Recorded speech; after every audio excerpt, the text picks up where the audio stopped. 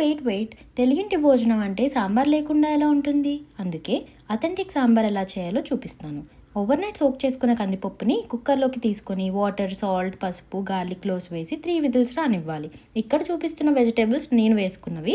అసలు లెక్కైతే onions, tomatoes, సొరకాయ, carrot, బెండకాయ, వంకాయలు, మునక్కాయలు, చిల్లీస్ వీటన్నిటిని ఒక కడాయిలోకి తీసుకోవాలి.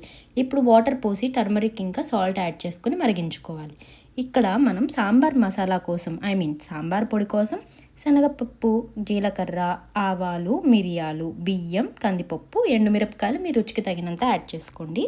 తర్వాత కాశ్మీరీ రెడ్ చిల్లీస్, ధనియాలు, మెంతులు, అలాగే కరివేపాకును కూడా వేసుకోండి. ఇప్పుడు మనం వీటన్నిటిని ప్యాన్లో ఫ్రై చేయాలండి. తర్వాత వీటిని మిక్సీ పట్టాలి. ఇలా ఫైన్ పౌడర్ అయిన తర్వాత మనం ఇంగువ కూడా యాడ్ చేసుకుని ఒకసారి బాగా కలుపుకోవాలి. అంతేనండి, సాంబార్ పౌడర్ అయితే రెడీ.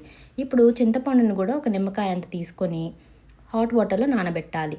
తర్వాత ఇలా పప్పును కూడా మెదుపుకొని ముక్కలు ఉడికినాక వాటిలోకి పప్పుని యాడ్ చేసుకొని ఒకసారి కలుపుకోవాలి. తర్వాత మనం ప్రిపేర్ చేసుకున్న చింతపండు గుజ్జుని కూడా యాడ్ చేసుకొని ఒకసారి కలుపుకొని మూత పెట్టి బాగా మరిగించుకోవాలి. మరుగు వస్తున్న టైంలోనే మనం సాంబార్ పౌడర్ అనేది యాడ్ చేయాలి. ఈ స్టేజ్లో నేను సాంబార్ పౌడర్ 4 స్పూన్స్ యాడ్ చేశాను. నేను 4 మెంబర్స్కి చేస్తున్నానండి. నాకైతే కరెక్ట్గా సరిపోయింది. కారం కూడా వేయాల్సిన అవసరం రాలేదు నాకు. మీకు కావాలంటే కారము అలాగే ఉప్పు వేసుకోండి. సాంబార్ బాగా థిక్ అవుతున్న స్టేజ్లో తాలింపు వేసుకుంటే సరిపోతుంది. తాలింపు కోసం ఆయిల్లో ఎండుమిర్చి, వెల్లుల్లి కొంచెం వేగాక జీలకర్ర, ఆవాలు కూడా వేసుకోవాలి. తర్వాత కొంచెమే మెంతులు వేసుకోండి. లాస్ట్లో చిటపట్లాడివ్వండి మన కరివేపాకు కూడా చిటపట్లాడాక దింపేసే ముందు ఇంగు వేసుకోండి. అంతేనండి, సాంబార్లోకి తాలింపు వేసుకుంటే మన భోజనాల సాంబార్ రెడీ. ఈ రెసిపీని మీరు ట్రై చేసి నాకు చెప్పండి మీకు ఎలా వచ్చిందో.